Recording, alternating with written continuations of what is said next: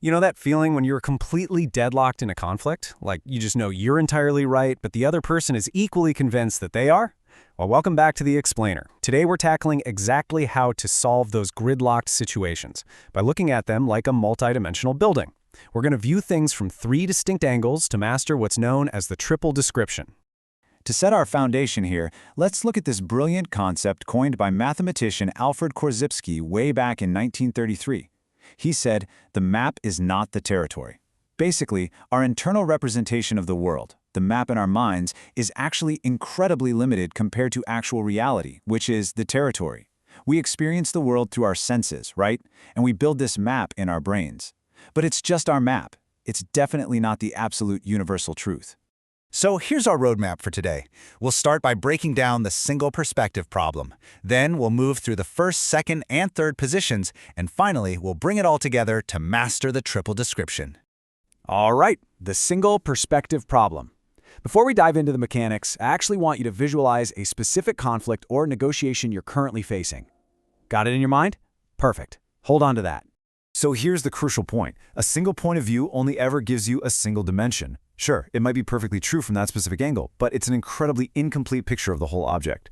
This is exactly where Neuro-linguistic Programming, or NLP, introduces perceptual positions to combat this tunnel vision.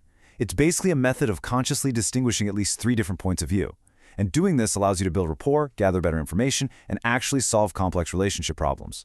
Let's move into our first position, which is your reality.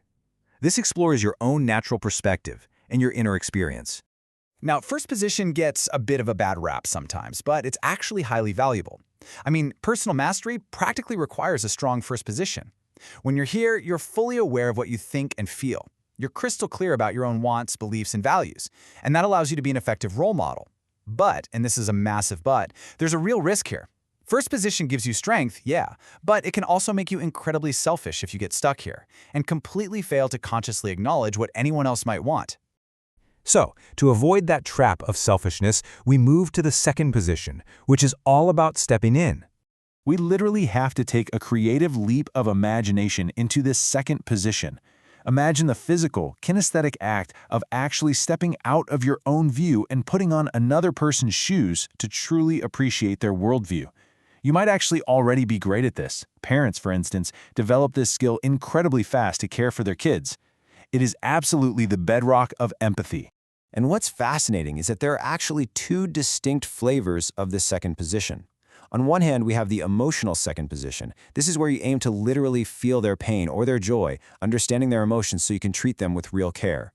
On the other hand, we have the intellectual second position. This is more about the cognitive ability to understand how they think, the kinds of ideas they have, and the specific opinions they hold. And you know what? Both are absolutely necessary to fully map the other person's reality. Next up is the third position, where we become the detached observer. Imagine taking a bird's-eye view from a helicopter hovering right overhead. You're acting as a completely detached, independent observer. You aren't you anymore, and you aren't the other person either. You are simply noticing what is happening in the relationship between those two viewpoints. This is the space where you check the environment and the overall ecology of the situation completely dispassionately. But you've got to set this up correctly. Think of this setup like a triangle. These are the absolute keys to maintaining a balanced third position. First, you need to mentally stand equidistant from both yourself and the other person, so you have a totally clear, balanced view. Observe from eye level. And crucially, do not take sides. This position brings immense maturity to problem solving, but that only works if you remain perfectly impartial. No secretly leaning back towards your own first position, okay? Which brings us to mastering the triple description. Let's see how all this builds as we combine these viewpoints into what NLP founders John Grinder and Judith Delosier call the triple description. The ultimate takeaway here is that there's no single right perspective in literally any situation. The best, most complete understanding doesn't come from just one viewpoint. It comes from mastering all three. The first position for the self, the second position for the other, and the third position for the observer. When you combine them, you form a complete multidimensional view. Honestly, successful negotiation is practically impossible without this. Now, to actually apply this in your day-to-day life, you can use something called the meta mirror. This is a brilliant physical exercise developed by Robert Dilts, and it's based on this profound idea that the conflict you're facing is often more a reflection of how you relate to yourself than it is about the other person. It uses actual physical space to help you step back and see your conflict in a totally new light.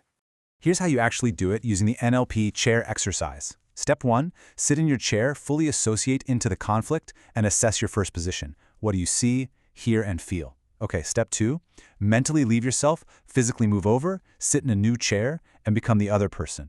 Ask yourself those exact same questions, but from their perspective.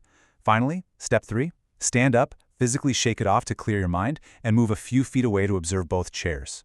By physically stepping out and moving to different spaces, you're engaging your kinesthetic imagination. You're effectively forcing your brain to adopt the triple description. You can ask yourself, how do those two people sitting in those chairs relate to each other? And once you've got that down, there's actually even a fourth position.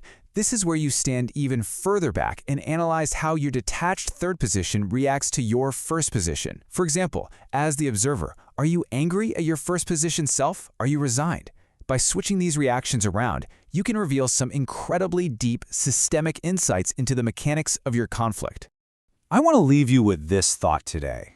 Think back to that conflict I asked you to visualize at the very beginning of the explainer. Step out of your shoes right now and look at that big challenge from the outside. What new solution just appeared? Keep shifting those perspectives, and I'll catch you on the next explainer.